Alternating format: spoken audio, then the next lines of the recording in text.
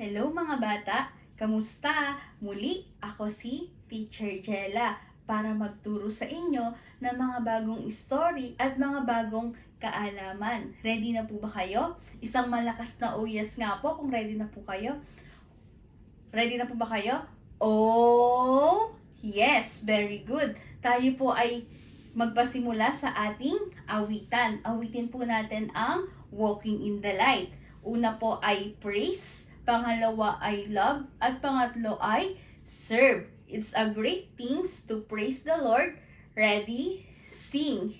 It's a great thing to praise the Lord. It's a great thing to praise the Lord. It's a great thing to praise the Lord. Walking in the light of God. Walk, walk, walk, walk, walk in the light. Walk, walk, walk, walk in the light. Walk, walk, walk, walk in the light. Walking in the light of God. Love. It's a great thing to love the Lord. It's a great thing to love the Lord. It's a great thing to love the Lord. Walking in the light of God. Walk, walk, walk, walk in the light. Walk, walk, walk, walk in the light. Walk, walk, walk, walk in the light. Walking in the light of God. Serve. It's a great thing to serve the Lord. It's a great thing to serve the Lord. It's a great thing to serve the Lord. Walking in the light of God. Walk, walk, walk, walk in the light. Walk, walk, walk, walk in the light. Walk, walk, walk, walk in the light. Walking in the light of God. Okay, sabi nga sa ating awit ay maglakad tayo sa liwanag ng Diyos. Kaya naman, ang ating kwento ngayon ay patungkol sa pagbabahagi ng salita ng Diyos. Ready na po ba kayo? Isang malakas na oh yes nga po. Oh, yes. Okay, ready na nga po sila. Kaya dapat, bago tayo makinig, dapat ay tahimik tayo. Kaya dapat tayo ay makinig na mabuti para sa ating prize mamaya kung sino ang makakasagot. Ngayon, ready na po ba kayo? Oh yes, very good. Ang title ng ating kwento ay maibabahagi natin ang magandang balita sa iba. Siya po ay nagmula sa lesson 29. Ano nga po ulit yung title ng kwento natin? Maibabahagi natin ang magandang balita sa iba. Sa ating pagsisimula ng kwento, katulad ni Jesus na Israelita, sina Pedro at Juan din ay mga Israelita. Ibig sabihin, tulad ni Jesus, sila ay Israelita at sila ay disipulo ni Jesus. Ngayon, isang araw, sila ay pumunta sa pinaka-importanteng lugar at yun ay Jerusalem. Sapagkat sa Jerusalem ay mayroong, sabi ko nga, mayroong importanteng lugar. At yun ay ang templo. At ang templo po, doon po nananalangin at sumasamba ang mga tao. Saan nga pumunta ulit sina Pedro at Juan? Sa Jerusalem, doon sa may pinaka-importanteng lugar sa templo. Ngayon, sa templo po na yon ay may tinatawag na pintuang maganda, sapagkat sa templo po na yon may mga maraming pintuan at mayroon dong isang pintuan na tinatawag na pintuang maganda. At sa pintuang maganda po na yon ay mayroong isang lalaking lumpo.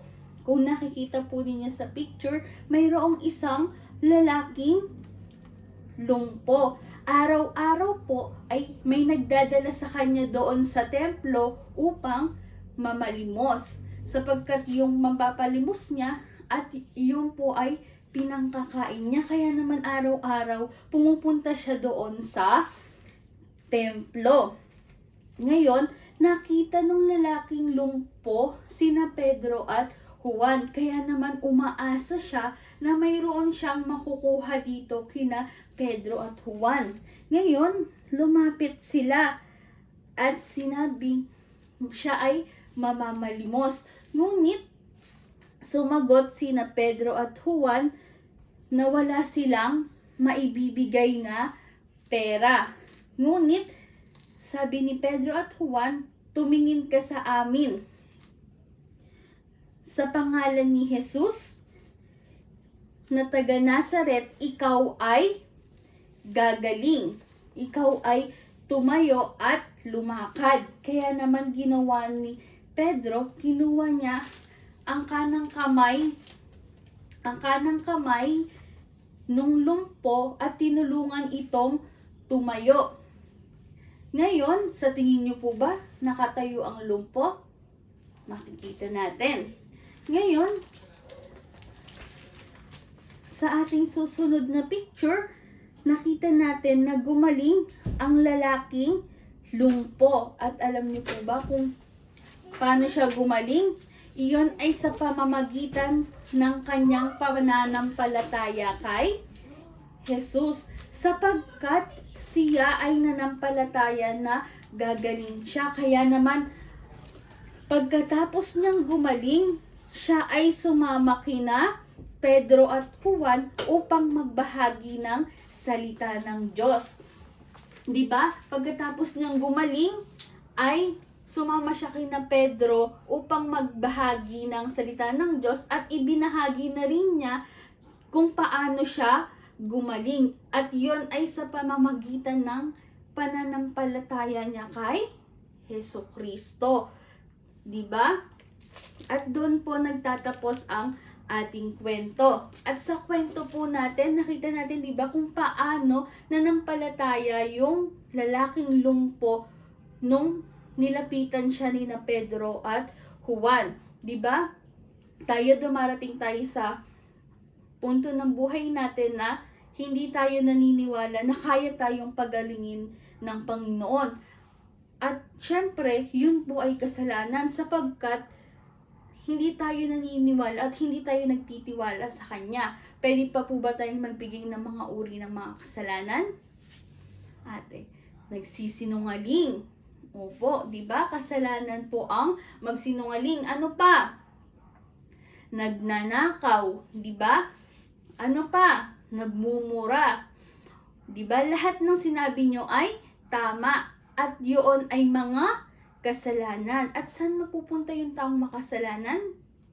Sa impyerno. Anong meron sa impyerno? May apoy na hindi namamatay. At once na mapunta tayo sa impyerno, hindi na tayo makakaalis. 'Di ba? Kaya nga, binigay sa atin si Jesus bilang Diyos at sariling tagapagligtas. 'Di ba? Gaya nga sa kwento natin kanina, ang lalaking lumpo ay nagtiwala siya kay Jesus. At gayon din naman tayo.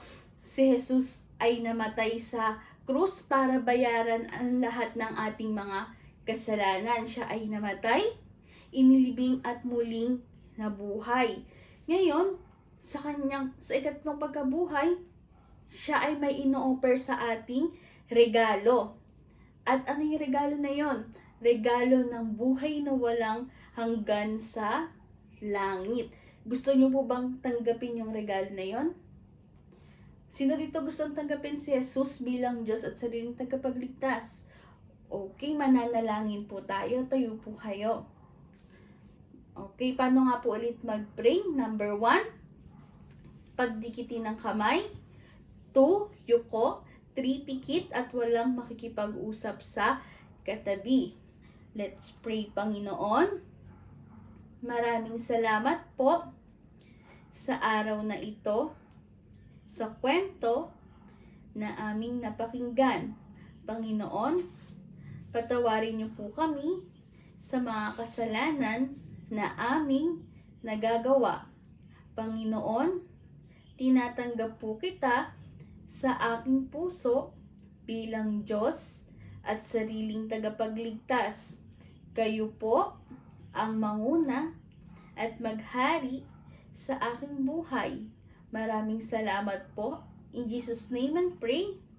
Amen. Saan natin pinapasok si Jesus? Sa puso natin bilang Diyos at sariling tagapagligtas. At kailanman ay hindi na siya mawawala sa atin.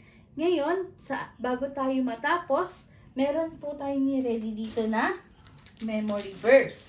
At kung sino ang makakapag-recite, siya po ay mayroong prize. At ang memory verse natin ay nagmula sa Acts chapter 1 verse 8. But ye shall receive power after that the Holy Ghost is come upon you, and ye shall be witnesses unto me in all Judea and Samaria and unto uttermost part of the earth.